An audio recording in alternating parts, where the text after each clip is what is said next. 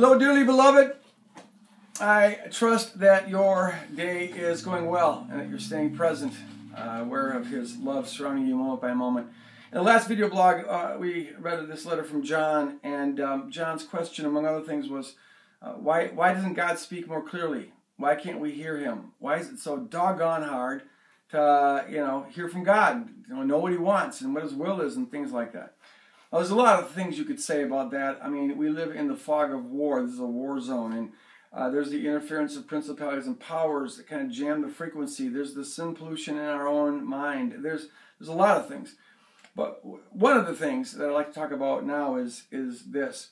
I think we frequently miss hearing the voice of God because we're not sure what exactly we're listening for. It's like we can't quite find the frequency. We're not sure what His voice sounds like.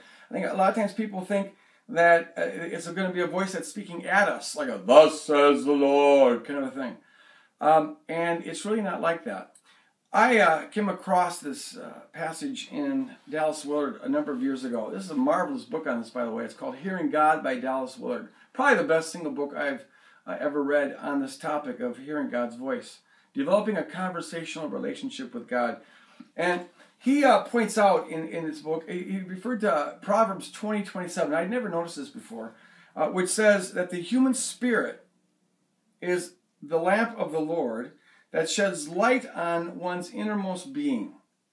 The human spirit, which is our innermost essence, our inner world, it's the lamp of the Lord that sheds light on one's innermost being. A really interesting concept. And then in discussing this passage, here's what Dallas Willard says.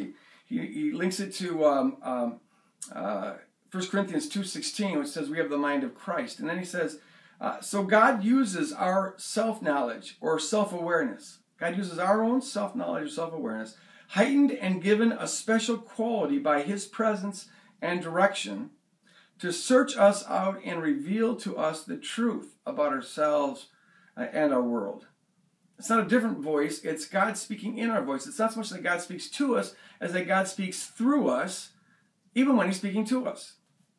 And he says, in the union and communion of the believer with God, their two beings are unified and inhabit each other, just as Jesus prayed, I ask that they may be one, as you, Father, are in me and I am in you. May they also be in us, so that the world may believe that you sent me. John 17:20 and 21.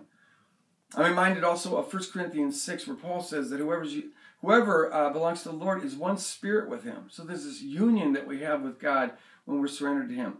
And then Dallas goes on to say this. He goes, as we grow in grace, God's law increasingly form the foundation of our hearts. His love is our love. His faith is our faith. Fascinating concept. Our very self-awareness of our actions, intentions, and surroundings often bears within it the view that God takes, bringing things into the clarity of His vision, just as a candle might illumine what is on our table. And then he concludes by saying, therefore, the spirit of the individual truly is the candle or the lamp of the Lord, in the light of which we see ourselves and our world as God sees. In this way, we are addressed by Him, spoken to by Him through our own thoughts. In other words, the voice of God within us isn't different than our own voice. And that's why to hear God, we shouldn't be listening for something coming at us from the outside, as it were, or a different tonation inside of our head. It's going to be our own voice. It's going to be our own intuitions, our own feelings. But it's God working in union with our thoughts and our feelings.